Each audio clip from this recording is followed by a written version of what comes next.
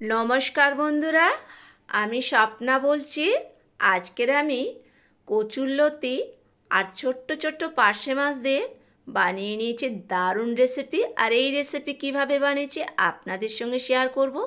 এখানে আমি কচুরলতি নুন হলুদ একটু লঙ্কা গুঁড়ো মেখে 5 মিনিটে রেস্টে রেখে ছাঁকা তেলে এইভাবে ভেজে নিতে হবে কচুরলতিগুলো। এখানে কড়ায় তেল দিয়ে দিয়েছে, তেল গরম হয়ে গেছে। ছোট ছোট পার্শে মাছগুলো এখানে তেলের মধ্যে অ্যাড করব। তো বন্ধুরা, পুরো ভিডিওটা দেখার অনুরোধ রাখলাম। এইভাবে মাছগুলো দিয়ে মাছ একটু কড়া করে লাল লাল করে ভেজে নিতে হবে। তো এখানে আমার মাছের এক পাড় ভাজা হয়ে গেছে, মাছগুলো উল্টে দিয়েছি। এরপরে মাছ ভাজা হয়ে গেছে, তুলে নিলাম। ওই তেলেই দিয়ে দিলাম কালো জিরে ফোড়ন, দিয়ে দেবো এখানে পেঁয়াজ ফোড়ন, নিয়ে নেবো টমেটো রসুন আর কাঁচা লঙ্কা তেলের মধ্যে অ্যাড করলাম। কাঁচা লঙ্কা টমেটো পেঁয়াজ রসুন দিয়ে লাল লাল করে এটা ভেজে নিতে হবে আঁচ বাড়িয়ে। তো ভাজা হয়ে গেছে, পেঁয়াজটা লাল লাল হয়ে গেছে। আমি সরু সরু করে আলু কেটে নুন হলুদ মেখে 5 মিনিট রেস্টে রেখেছিলাম, সেই আলুটা পেঁয়াজের সঙ্গে অ্যাড করলাম। করে একটু নেড়ে দিতে হবে, খুন্তি দিয়ে নেড়ে স্বাদ মতন নুন দিয়ে দেবো। এদিকে আমি মশলা নিয়ে নেব জিরে গুঁড়ো, নিয়ে নেব লঙ্কা গুঁড়ো, দিয়ে দেবো হলুদ গুঁড়ো, নিয়ে নেব সামান্য নুন, দিয়ে জল দিয়ে এটা গুলে নিতে হবে। যেহেতু গুঁড়ো মশলা একটু জল দিয়ে গুলে নিলে ভালো। তো নুনটা বুঝে দিতে হবে মশলার মধ্যে, কারণ আলুতেও নুন দেওয়া আছে। মশলাটা জলে গুলে দিয়ে দিলাম আলুর মধ্যে। ওই বাটি ধুয়েই সামান্য একটু জল দিয়ে দেবো, দিয়ে আঁচ কমিয়ে ঢাকা দিয়ে দিয়ে আমি এটা কষিয়ে নেব। তো প্রায় আমার এখানে কষানোটা হয়ে গেছে। এখানে এরপরে একটু নেড়ে দেবো, এখানে নেড়ে নিয়ে দিয়ে দেবো পরিমাণ মতন জল।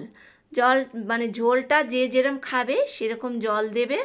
তো ঝোল এখানে আমি করব খুবই কম, খুব বেশি আমার ঝোল লাগবে না। আর জল দিয়ে 5 মিনিট আমি ঝোল আলু ফুটিয়ে নিয়েছিলাম। এরপরে 5 মিনিট পর আমি এখানে লতিগুলো ঝোলের মধ্যে অ্যাড করব। যে ভেজে রেখেছিলাম লতি, সেই লতিগুলো আমি এখানে অ্যাড করলাম। লতি ভাজার সময় মানে পুরোটাই সেদ্ধ হয়ে গেছে, সেই জন্য লতি দিয়ে খুব বেশি ফোটানোর দরকার নেই। এখানে সেই পার্শে মাছ ভেজে রেখেছিলাম ওটাও দিয়ে দিলাম। লতি পার্শে মাছ ঝোলের সঙ্গে দিয়ে একটু খুন্তি দিয়ে নেড়ে এখানে ঢাকনা দিয়ে 2 মিনিট ফুটিয়ে নেব। লতি দেওয়ার পরে বেশি ফোটালে লতিগুলো গলে যাবে, খেতে ভালো লাগবে না, কারণ লতি যখন ভাজা হয়েছে মানে পুরোটাই সেদ্ধ হয়ে গেছে।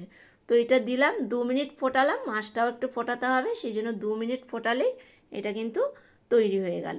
তো আমার ঝোলটা এখানে হয়ে গেছে। এরপরে আমি একটা পাত্রে নামিয়ে নেব। তো লতি দিয়ে আমি কিন্তু নানা রকম রেসিপি বানিয়েছি।